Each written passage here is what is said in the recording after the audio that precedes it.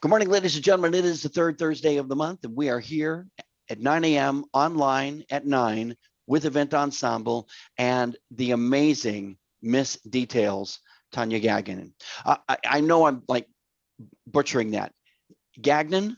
Gagnon, yes. It's supposed to be Gagnon, but no one other than on East Coast pronounces it that way, so we go with Gagnon. Okay. Well, Gagnon, but it's for sure Tanya. Yeah. Excellent. Thank you so much for joining us. I must say, this has been a highly anticipated conversation with many of our members. And because I know each and every one of them intimately, I can tell you without embarrassing any one single person that they all suffer from really bad branding. And they know that I love them. And so it's okay that I can be honest with them because somebody has to. But essentially, too many fonts, different colors, always a different logo. Their website is one URL name and their fan page is something completely different. DJs are notoriously bad with this kind of mixed messaging. For example, it's AZ Wedding DJs, but their website is Best DJ in Arizona, and their email address is @gmail, and on and on and on it goes. And they hear me berate them all the time about trying to get uniformity within their colors, their image, and their message. So we're going to talk about all of that. But when I originally met Tanya, she just did this. Wow. When she suggested that every piece of your marketing material, your branding, should be in effort to touch your audience with all five senses, that you could get them to hear, smell, taste, feel. I think I'm missing one. Which one? Touch? Maybe? See, anyway, all of those five guys, because then you're going to connect with them. But then you go further and you talk about, well, who is the ideal client and how are you touching them and what are you making them smell? And is it a good smell or a bad smell? And does it taste good and all of that? So with that as an introduction, Tanya, why don't you tell us a little bit about Miss Details? Thank you, Scott, and thanks for remembering, all of that from years and years ago since we first met. I don't know how many years, but it's been a while. But thank you, everyone, for having me, and thank you, Scott, for inviting me. Miss Details is a branding and marketing firm that really helps small business owners understand their brand and use it and grow it and create it from wherever you're at to grow your business and becoming a tool in your business. Most people don't really understand that your brand is the only business asset that actually can grow in value as it ages. Everything else declines. We all know from accounting and CPA and all that type of stuff, but the brand can actually grow. And it's my privilege to help businesses really be able to get that insight and know what to do in their marketing by referring back to their brand foundation. Okay, foundation. I think that is really a good place to start the conversation. So let's say I've been in business for 100 years and it doesn't matter. We're going back to basics. And what is the best place to start when you want to build a brand? We all hear this all the time, but it's about differentiating, right? And it's hard when you see somebody else in your industry having success and you say, oh my gosh, I'm going to do what they're doing. They're having success with these memes, or, their color's purple, so purple must be the way to go. Exactly.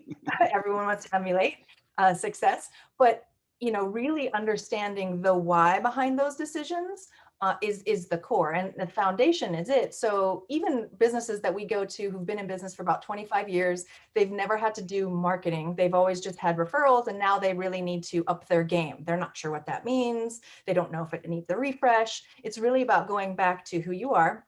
So as solopreneurs, it's who you are as a person that starts the business, but the business starts to develop its own personality. So just like a person, the business has core values, and documenting those core values above and beyond the I am professional and trustworthy and loyal and all of those things are assumed, even though most businesses maybe walk the fine line on those. It's going beyond that and defining your personal and business core values and how they differentiate.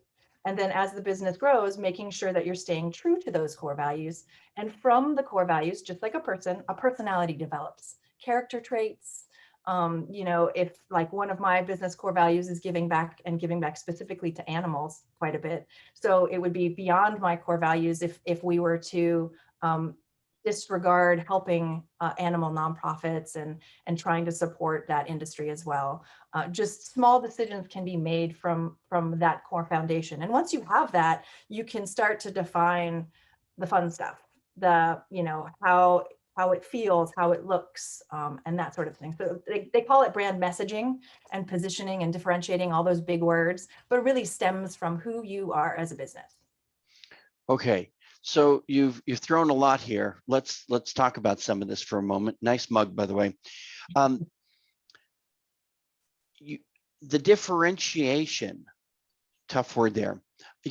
So often my suits are different, or my suits are better, or I DJ this way, or well, I have this connection at this hotel, and nobody else does. And that's what they think the differentiation is.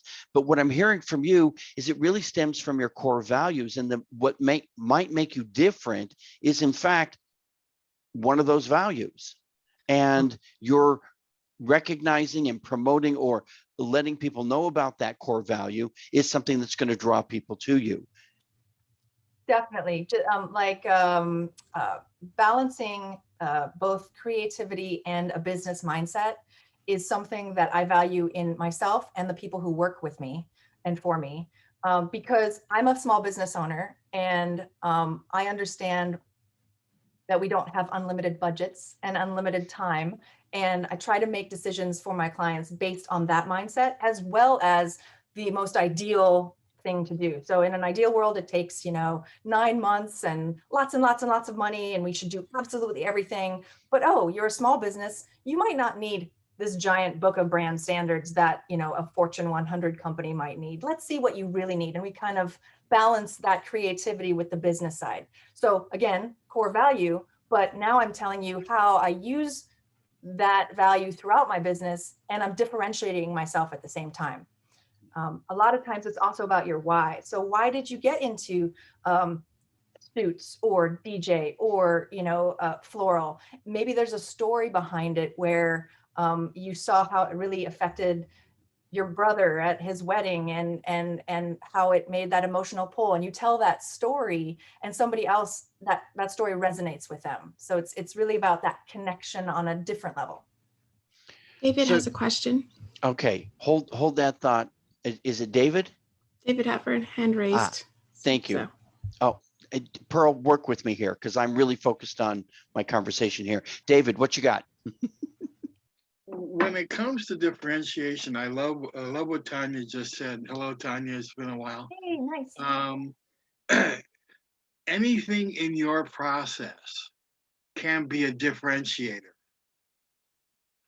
and too many people just think it's name and logos and that kind of stuff. But how you do what you do can be your major differentiator, and I think people lose sight of that. That's a great point.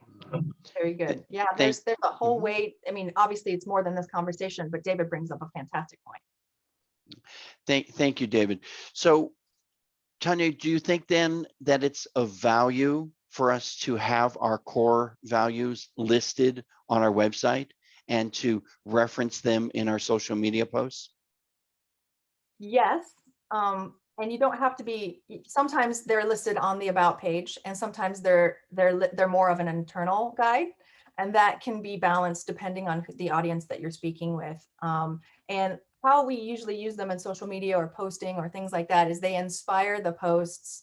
You don't say, one of our clients is a medical provider, and we actually mentioned one of their core values, like our core values are grit, you know, and this is why, this is how we define that. And this is why it's important for our clients and how we help them with that. You could do something as basic as that, or you could be inspired by your core value of details matter. That's one of mine. And really start to create posts all along that theme. So it could be kind of an overall theme to help you develop content. I can't help but enjoy the pun that details matter. It's very clever. I know we're in midstream here, but glasses on or off and smiles up on 3, because you're going to be famous with me and Tanya in 3, 2, 1. Thank you. All right. The core values. And now we're getting into who you are, your origin story, if you will. I see it all the time. I happen to think that it's a millennial thing, so forgive me if I'm passing judgment, but is this also part of your brand that you want to talk about?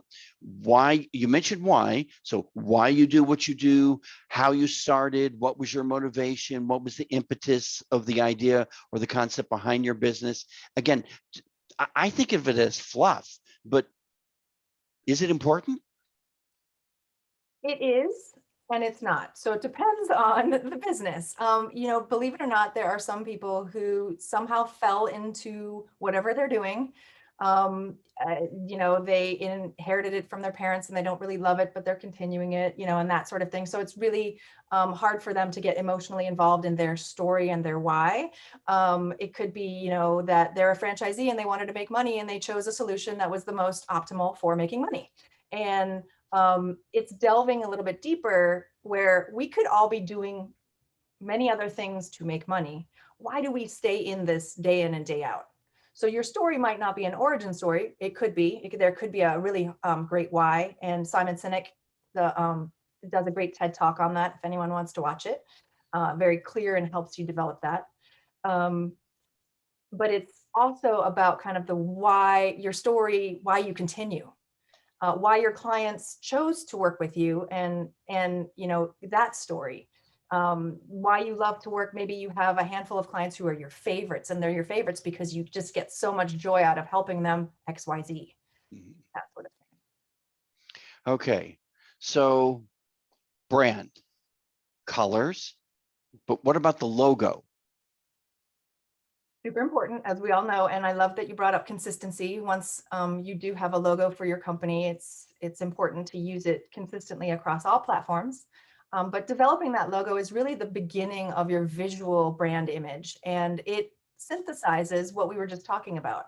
A lot of times, colors and color psychology, you could delve in for a while. And when we do logos, we do a little bit of research on that, but also having it mean something to you and being able to help you tell your story, whether it be a positioning statement or just helping your employees remember, oh, we do this differently.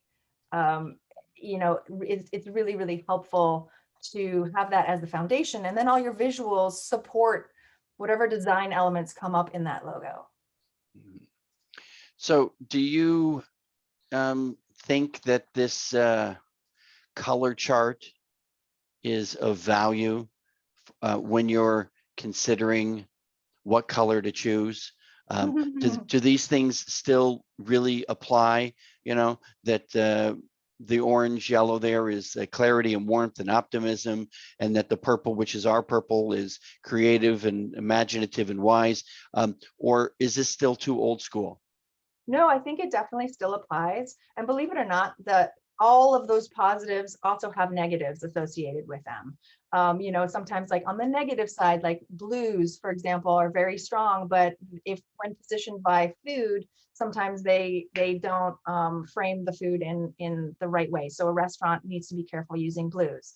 Greens, sometimes in specific shades, yes, peaceful, but if done in a different way, could also mean insipid and things like that. Again, getting way into the minutia, but in an overall high level theme, I think this image is great because it makes you aware of the colors and how they affect people on a broader scale. And it shows you great examples of brands using those colors and how they differentiate in their personalities.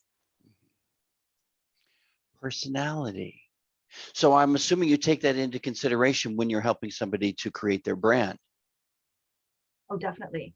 You know, the personality themselves is really the core of the visuals. Whether somebody is whimsical and fun or, you know, kind of professional and buttoned up. A lot of times, or both, or it could be a combination, and that's always fun to do a little balancing and such. But bringing in, you know, the personality of the brand or the founder, if the brand is very small, and then evolving or working with the brand over time to make sure it stays relevant. Um, that suggests that you might update your brand. I think about Coca-Cola, Mhm. and that red has been their red for almost forever. And the script that says Coca-Cola is actually their font.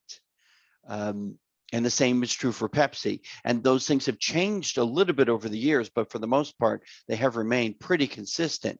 So does it make sense to change or not?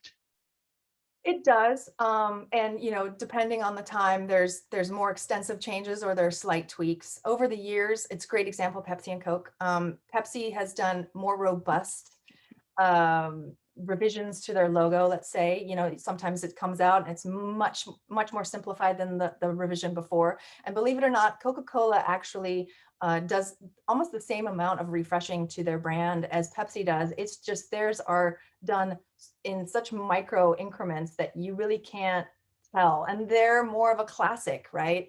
They're more of that that happy classic feeling of when you were a kid. The bottles, you know, the Coke bottles, and that tactile memory. Even if we haven't had a Coke bottle in our hand for years, we see the polar bears with the Coke bottle, and it's like, yep, delicious.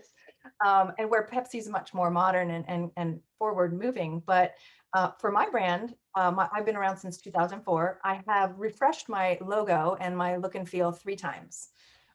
And believe it or not, I know my brand is feminine now, but when I first started, it was so feminine. If anyone's seen the show Bewitched, yep, that was my logo. She was an illustration, lots of stars, lots of pink.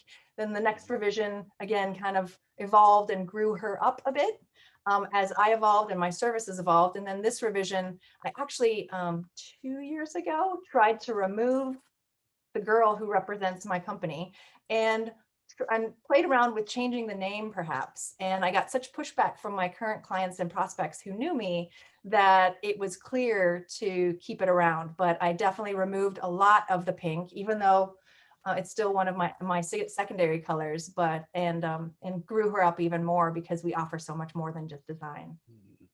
And your brand, you obviously have a logo that you were just describing and talking about. And I do remember the original logo with all the stars and the pink and everything. Right? So you have, and it's nice to know that the business has matured as the brand has matured. And so it speaks to the quality and the caliber of the service that you provide. But I see that you're still the person on the cover here.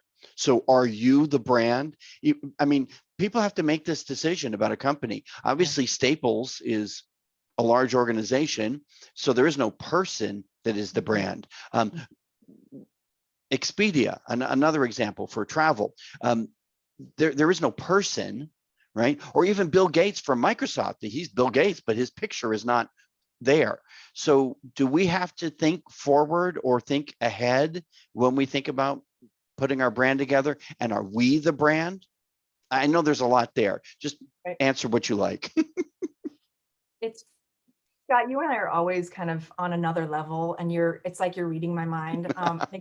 When I redid this website about 2 years ago, I had a completely different website.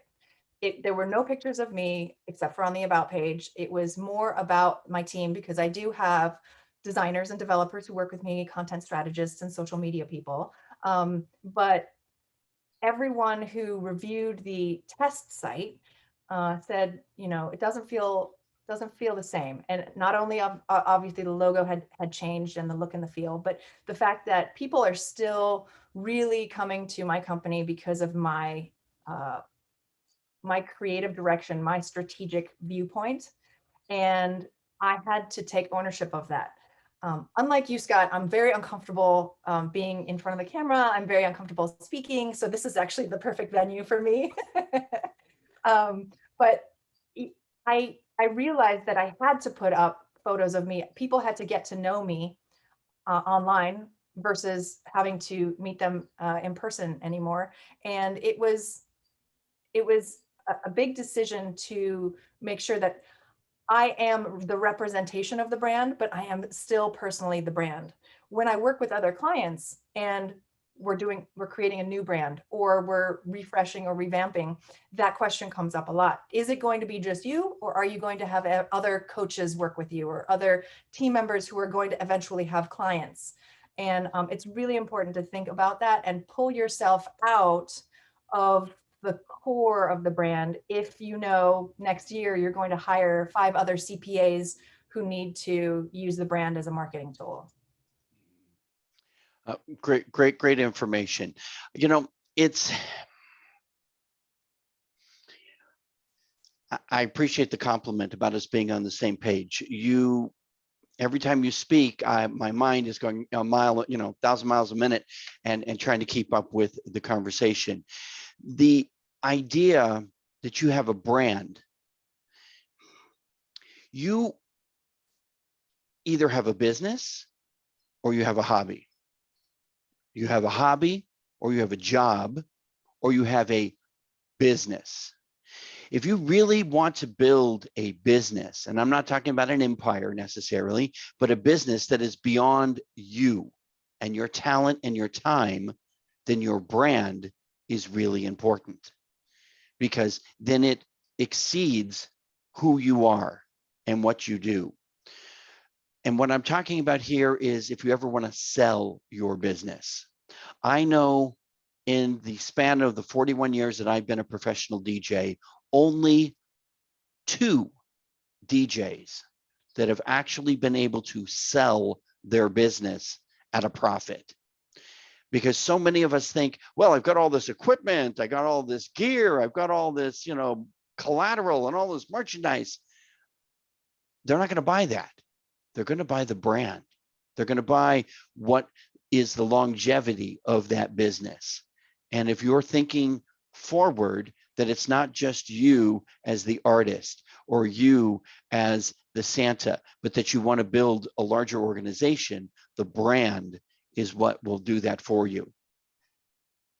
Very true. And there is, for many of our service, I think a lot of people in this group, including myself, sometimes when selling a business, the only value left is your client list, right? And or whatever retainers you have or bookings you have ahead. And the value of a brand is it helps you multiply the worth of your business on that intangible level.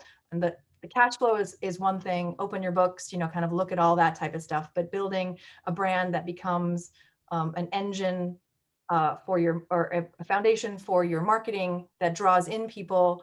There's brand awareness, and then there's also kind of that sales and marketing funnel that is created around that on social media, in person, on your website, kind of everything working together that needs to be consistent, and also having the systems and processes.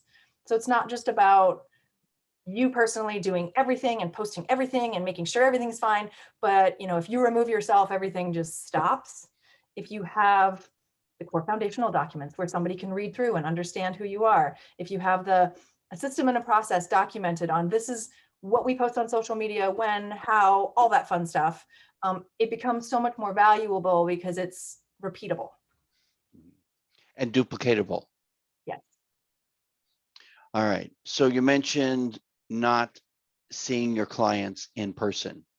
And we're all aware of that as we sit here in front of our little screens and we've got the birds and the books and everything else in the background. Does that change our thought process regarding building our brand or evolving it? In my opinion, people are still buying from us because of us, because of what we do, how we do it. Just like David said, our processes, our signature processes, our offerings, not just buying on price, but buying on a great referral, or you're extra helpful when you didn't have to be, things like that, all goodwill. Online actually can amplify it, because as you know, you can see hundreds of people in a day versus 5 people for coffee. You can share out your message on social media and potentially get in front of quite a few more people. But for what we offer in this group, there's so many services that it's definitely about checking off the like, known, and trusted part before that sign on the dotted line, book you, that sort of thing. So I think with this virtual transition, and what's great is events are coming back in person. And Scott, I love how you pivoted as well and become kind of really knowledgeable in the Zoom sphere. I don't think those are going away anytime soon, because God forbid there might be something else on the horizon. Well, thanks for the compliment. We're both in good company in appreciating each other's value. So what's the future for Miss Details and branding, and what we should be looking for or doing? So how I pivoted is more virtual consults and helping people online, really putting my heart and soul into my blog and helping with articles that will help businesses grow. I think that is a wonderful starting point for a lot of businesses who are used to that brick and mortar or face-to-face, is to start putting what you would normally sit down and have coffee with or help somebody out, starting to put that on your blog if you don't already have one, starting to really help. I know a lot of people already have that down, doing more of that and doing it just to help and add value and not just for noise. A lot of people are like, I've heard you've had to post every single day, maybe 3 times a day. I don't know what to post. It's really all about, quality versus quantity in building a brand reputation. And being strategic about it means taking some time to think about where's the best place to spend your time, rather than just seeing, oh, that DJ is super successful, I'm going to just be on this platform and that platform and this platform because he's on there. You need to evaluate your resources and be smart about what can you do, again, consistently, and what's in line with who you are and your brand. Is it also about finding your voice? So just because that band is there and I decide to be there, I don't want to duplicate what that band is doing. I want to find my own voice, my own message, my own style, if you will. Correct. And that your style is both on the messaging and the post side, or in social media, but also on the visual side. Really having your own style so somebody could recognize it even if your logo wasn't on it.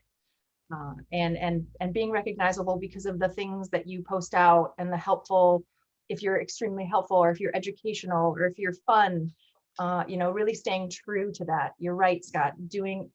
People always say be authentic, and it's very, very true on that. I know this might appear as old school, but I can't help but mention just put into the chat, my smile. I think just about everyone knows me by that moniker, because I don't use the happy face, I use that. Mm-hmm. And it has become part of my voice and part of my brand, that people recognize that. And often they'll ask, well, but why don't you just put the smiley face there? It's easy enough. I mean, just click and there it is. And that opens a conversation. And that's what we're looking for, is a conversation, not just a monologue where I'm talking and you listen, but that we get to communicate back and forth.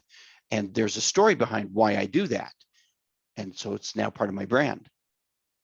Do we have time to hear that story online, or? No, that's a story for another time, but it also speaks to how old I am. I'll leave it at that. So you mentioned the B word, the blog, and you talked about it in brief. Does it make sense to have someone do those for you, or does it really need to come from you? somebody can definitely do it for you. If you come up with the topics and kind of the overall guidance on what you'd like to talk about, if you have, some notes, and then, again, with those brand standards or documentation, the foundation, and you have direction on who you are and what your voice and tone is, any good copywriter could read that and start to write in your style, in your brand style and personality. And of course, it's a back and forth. You would read it, give feedback, and then we're a working relationship. I think it's really great. It just really depends on, as a business owner, if you have the funds and resources to pay somebody to do it, or if you have more time at this time to do it. I would start it that way with the goal of being able to hand that off. So with that in mind, talking about systems and processes, coming up with a few systems to make that blogging process easier, knowing that you might be training somebody or handing it off to somebody in the future. Somebody in your business or In your somebody business, as a company. as a company, like my company, we will write blogs for different clients, just along with social media. So it could be either or. Sometimes on my coaching sessions, I will train somebody how to set up a system.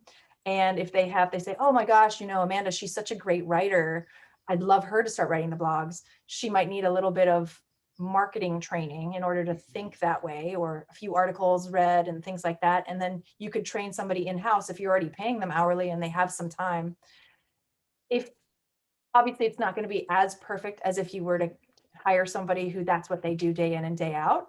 But as I mentioned, that balancing act of, the funds versus the time versus, just about everything in your business. And if you can stay consistent and offer good value and not just throw out any sort of content, I think it's worthwhile to do it in-house too. And I noticed that the moment I mentioned blog and you said copyright, and then boom, Ann Vidian went on screen, because there she is. She's our in-house writer. And Ann, you do blogs, yes? You do blog writing? She's nodding yes. Yeah, she put it in the chat. We have a question from Phoenix Santa as well. Okay, so what's the question from Phoenix Santa? Pearl? It's a bit of a paragraph, but I'll just read it. Do you at least need to claim your space on all the social media platforms, even if you're not on them, to keep from having someone else using your name and doing less than stellar things or not living up to your professionalism? It's a great question. And yes, you do. That's one of the things I recommend, to grab it on every platform and, brand it minimally, with a nice cover image, logo, and kind of your description linking back to your website. And then strategically choosing the platforms where you choose to hang out on and actually spend some time. But it's a great idea to grab it wherever you can. And if there are variations upon the spelling of your name or your company, it may make sense to have those variations also locked up as well. My last name, Favor, F-A-V-E-R.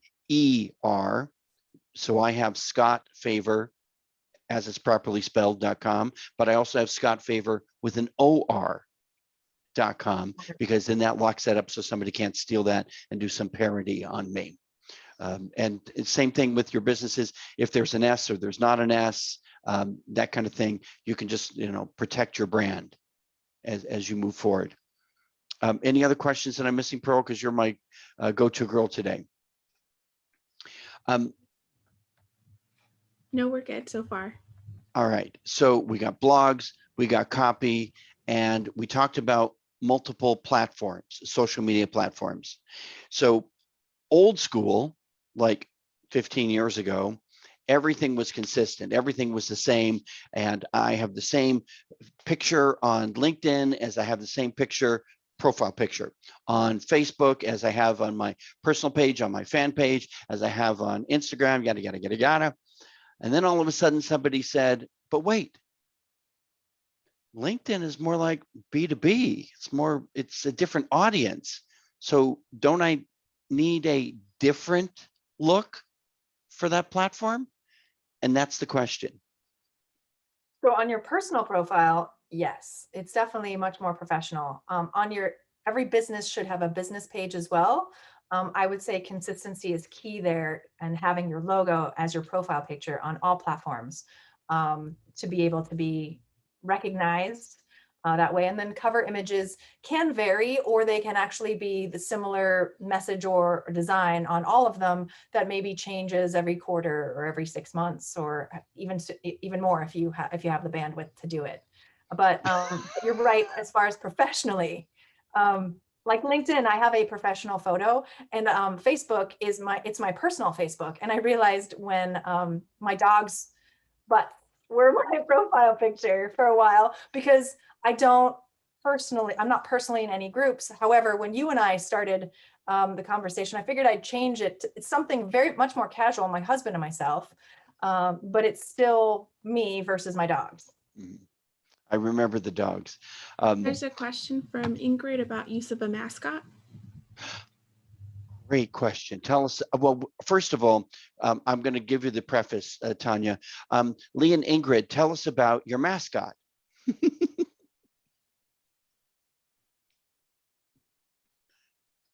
Hold on, Lee, you're still muted. There you go. Okay, I'm going to try to hold him up. I don't think you'll be able to see him. Put him in front of you. And there you go. No, in front of you. And now we can see him. This is Mozart. Mozart is red, white, and blue. Mozart was originally found in Linz, Austria, while Miss Ingrid was doing some holiday shopping. And she picked him up as a whim just because he was cute and thought it might be a good stocking stuffer. Well, her lunatic husband that travels with her all the time. That's the guy talking. Thought he was cute. And so I took a couple of photos with him in the store, nestled among some of the other knickknacks and things. And within 3 hours, one of our clients said, well, what's his name? So all of a sudden, this knickknack thingy-majobber had a name, and his name's Mozart because he's from Austria. And oh, by the way, we, by mistake, named him Mozart, but the river cruise ship we were on was named Mozart. So we figured that that was serendipity. And Mozart's been traveling with us for the last 3 years. We take him everywhere we go. I try to find unique and unusual places for him to be photographed.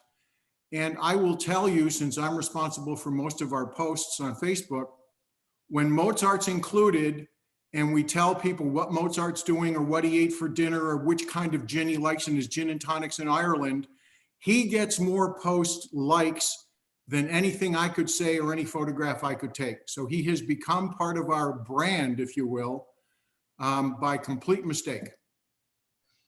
That's fantastic. A great story, and a wonderful nuance to your brand. I think that adding him in, again, I'm sure it helps you figure out what to post, because if you didn't have him, you might not be as open to saying, hey, this is the gin I like in my martini. People might be like, oh, okay. But if Mozart likes it, it's way better. Yes, and it's amazing. I mean, Ingrid's the one with 30 years experience and all the credentials and everything, but people want to know what Mozart thinks. So maybe Mozart is sort of Ingrid reincarnated. And you know what's great is Mozart could write all the blogs from his point of view. Mozart can be the face of the brand. And if you two want to sell the business one day or retire or hire somebody else to do what you do, Mozart's still in front of the camera and still taking photos, and you're not losing any of that connection that you've gotten over time. I think smart. It's funny, really smart. And that you mentioned that we're currently redoing our brand, redoing our website, redoing our Facebook page. And we've talked about the fact that Mozart needs to have Mozart's musings. Awesome. Mm-hmm.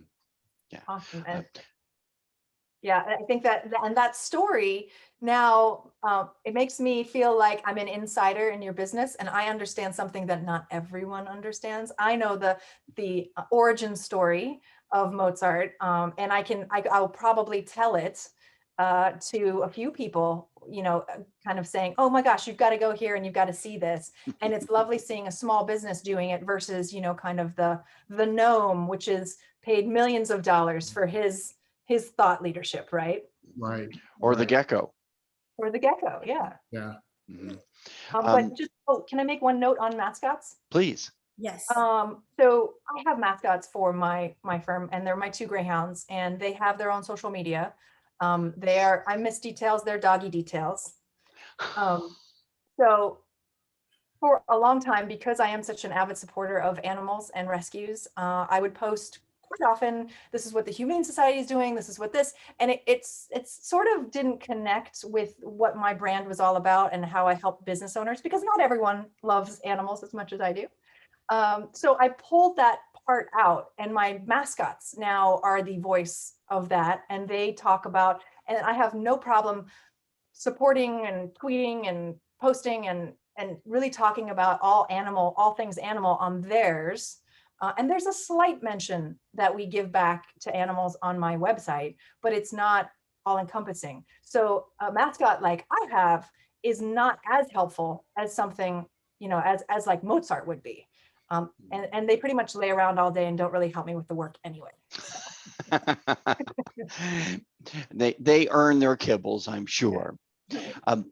Something dissimilar to this conversation, I can't tell you what a big bounce in my business I received when I added Summer to my office staff.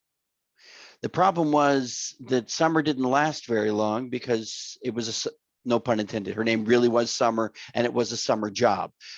But she came on board in the summertime. And so I sent out a blast to all of my contacts, said, hey, I'd like to welcome Summer to the team. If you have any questions, here's her email address. She'll be happy to help you with events.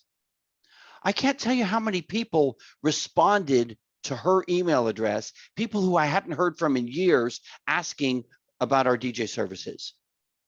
Wow. The change of the male voice to a female voice, the change of a different person that they could communicate with for whatever reason, was a bonus to the business.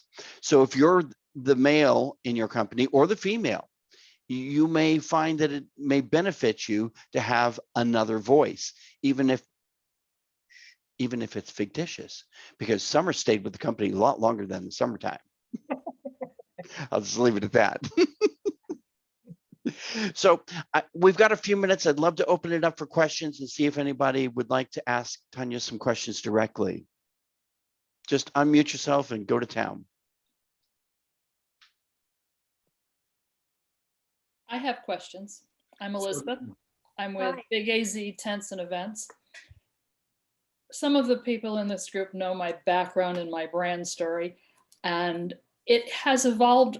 I am a salesperson for Big AZ. I am not the owner. I'm not the brand, but I have the ability to have a separate Facebook page, and I'm kind of the Summer for the company.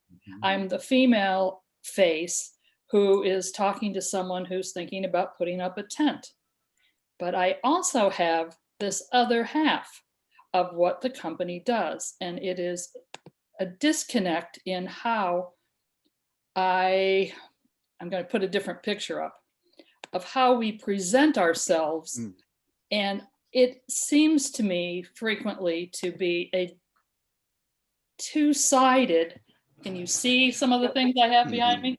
Yep. These are 25-foot tall inflatables. It is how I connected to the business because I rented one of those in a small business. I understood the impact it had on small businesses.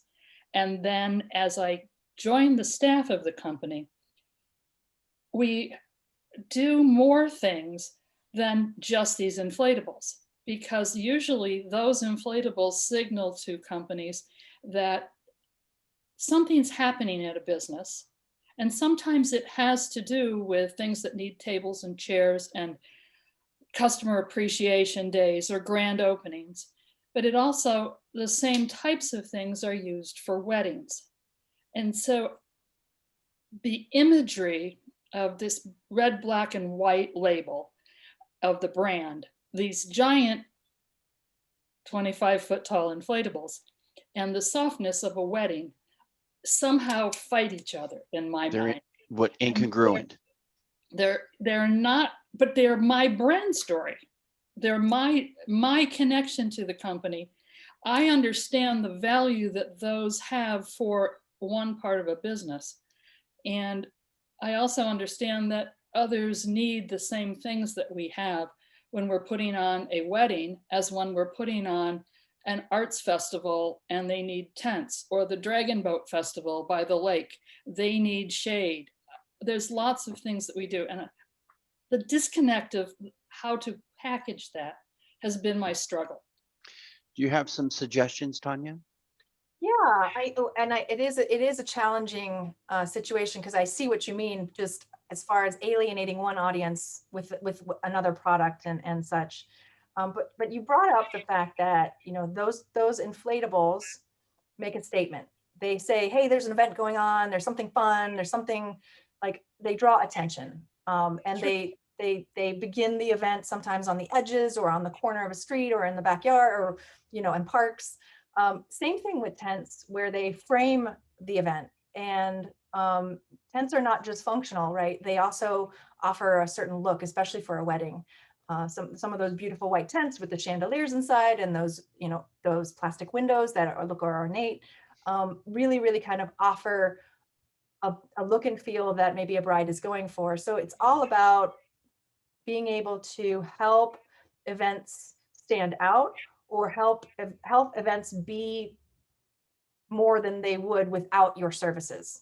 So if you look at the kind of overarching themes that both products provide, where it gets excitement going, it makes a statement, but also, you know, there's a functional aspect to it. It draws more people, like that bunny back there draws more people to your Easter event. There's a lot of things that you can help them to grow their event if it's a public event, or make a statement, whether it be a wedding or a public event.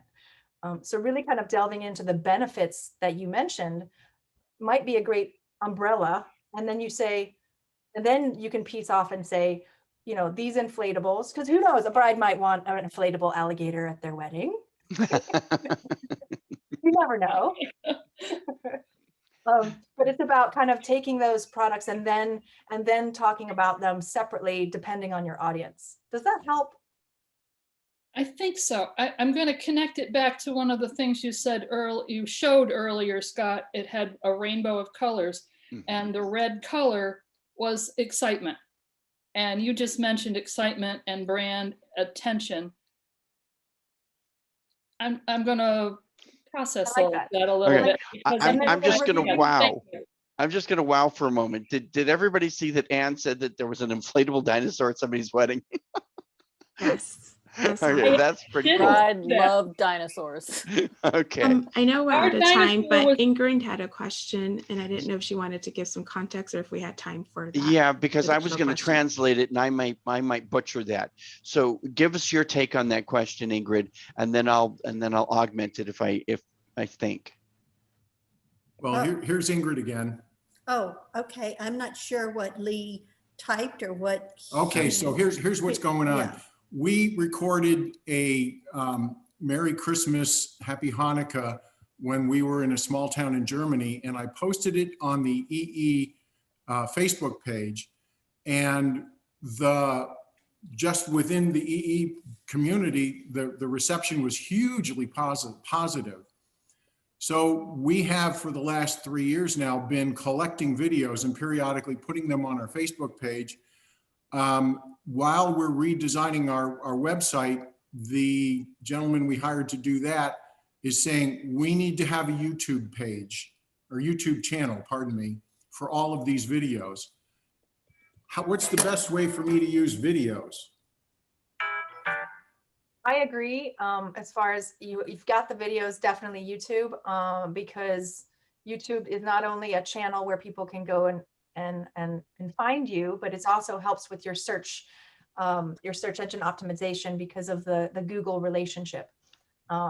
Especially when you post a video, once you post it, you will see a plethora of ways to optimize the video with keywords and descriptions, and you can have a call to action for them to get in touch with you.